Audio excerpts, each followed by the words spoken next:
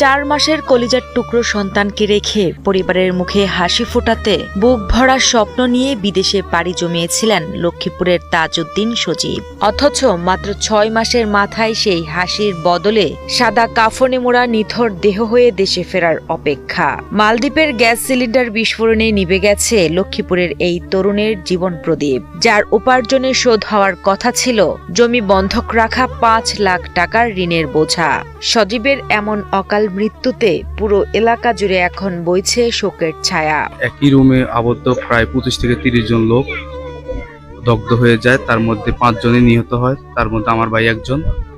তো এখন আমরা আসলে আমাদের পরিবারের সবাই শোকাহত। আমরা মনে করেন যে আমাদের বাংলাদেশ সরকার কর্তৃক একটা আবেদন জানাতে চাইতেছি যে আমাদের প্রবাসী কল্যাণ মন্ত্রণালয়ের দৃষ্টি আকর্ষণ করতেছি যে আমার যে ভাই এখন মারা গিয়েছে তাকে যাতে আমরা দ্রুত দেশে আনতে পারি। ওই সন্তানদের আশা ভরসা করিয়ে তাদেরকে বাইরে পাঠাইছে। হ্যাঁ, পরিবারের 4 বোন বিয়ে দিছে। এখন তার বাপ মা আছে আর নিজের ওয়াইফ আছে। বিয়ে করছে 1.5 বছর হয়েছে, একটা মেয়ে সন্তান হয়েছে। মেয়ে সন্তানের বয়স কতটুকু জানি না, হয়তো 2-3 মাস হইব, 4 মাস। প্রিয় সন্তানের মুখটি অন্তত শেষবারের মতো দেখতে সরকারের কাছে আকুল আবেদন জানান দিশেহারা পরিবারটি। আমার ভাইয়ের লাশটা যাতে দেশে দ্রুত ফিরে আনা যায়, আমরা যে সেই জায়গাটা দেখতে পারি। এই একটা সন্তানই ছিল, আর কোনো ছেলে সন্তান নাই।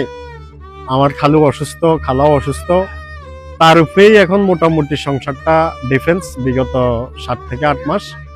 এবং কি ধরেন সে যে দেনা করিয়া গেছে এগুলাও পরিশোধ হয় নাই।